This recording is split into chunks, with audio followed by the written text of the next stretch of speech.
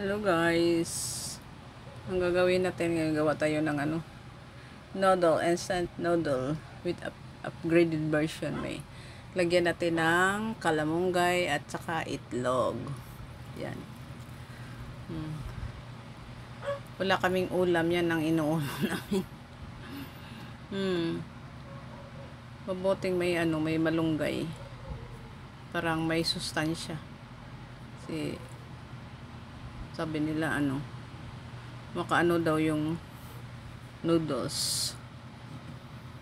So nilagyan ko ng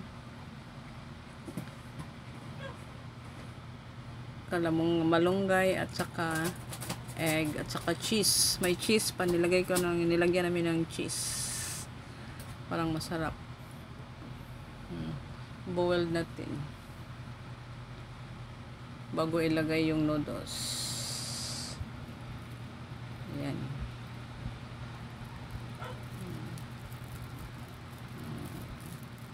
Wala kasing ulam. Kaya na lang namin ginagawa.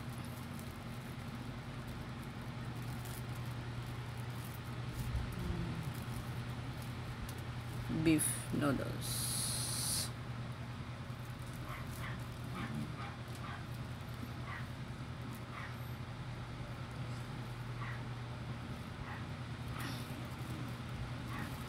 Yan naman ang madali nating maluto, yung noodles.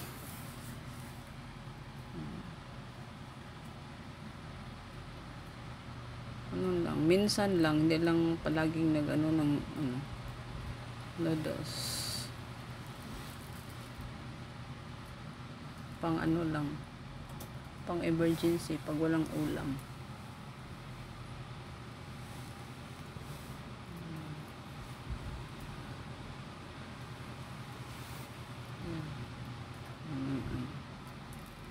Nilagay natin yung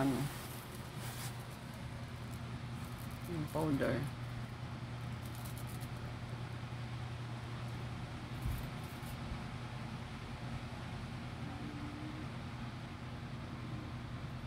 Then pakuluin natin. Sandali lang.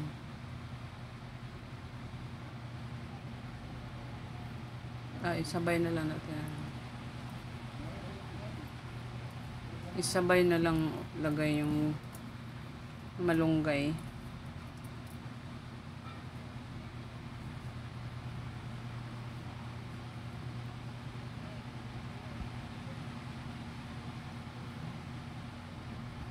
Masustansya pag may malunggay.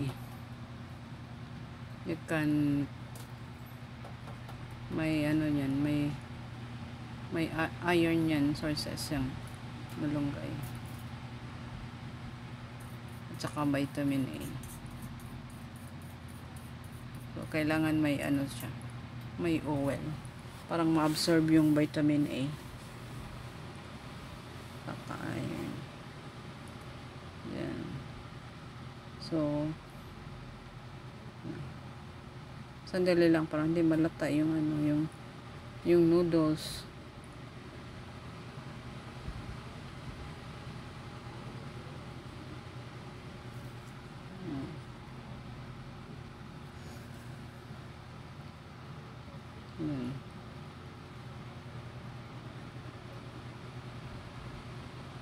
Parang masyadong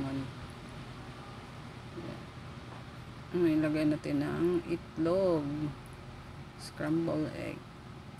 Yan. Parang may protein kasi carbohydrates yung yung noodles. Pwede rin yun. Ito lang ang kakainin mo kasi complete na, may ulam na at saka may carbohydrates, may vegetables pa. That's complete. Kung mag-diet kayo, okay na to. Yan ang kakainin mo pag nag-diet kayo. Yan, pakuluin natin sandali, mga 5 minutes siguro. 5,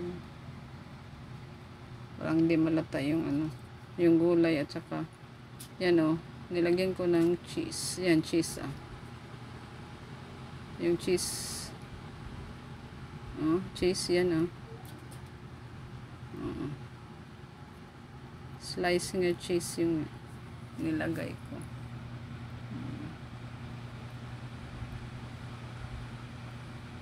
Complete na talaga. Kasi pag ang gulay walang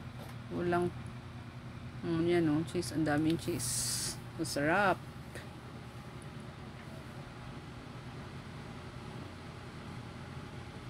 Hindi yan ma-absorb yung nutrients sa gulay mo pag walang fats.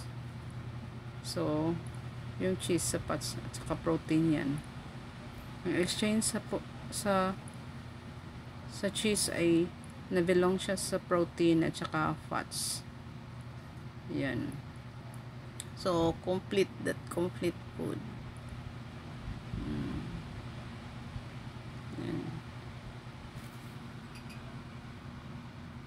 Ito na ang ating ginawang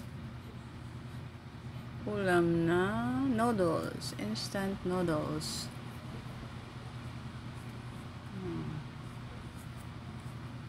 Dami ko nilagay nga cheese.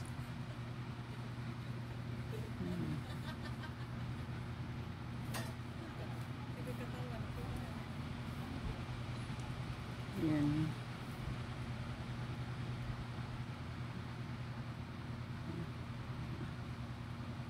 Ito na, yan, sarap.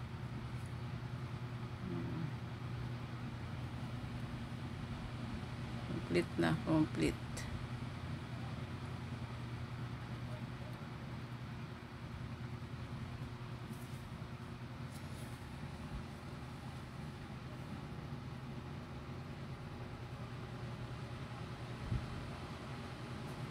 Yung sa mga bata siguro, yan, lagyan mo ng ganyan, parang kumplito na. Kasi ang mga bata mahilig sa noodles eh. So yan ang gagawin nyo.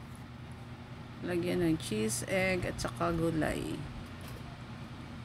Yan. Complete na. Ihain na natin ang ating noodles.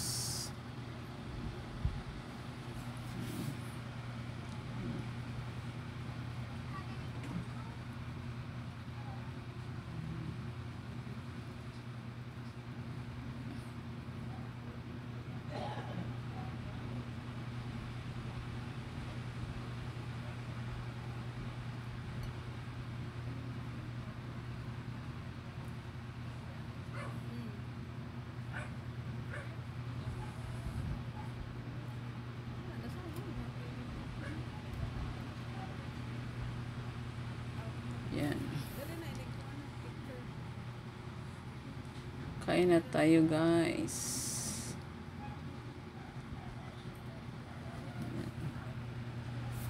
Ito na ang ating finished product with cheese. Yan cheese, oh. Sliced cheese. Thank you for watching. Salamat. Kain na tayo. Bye.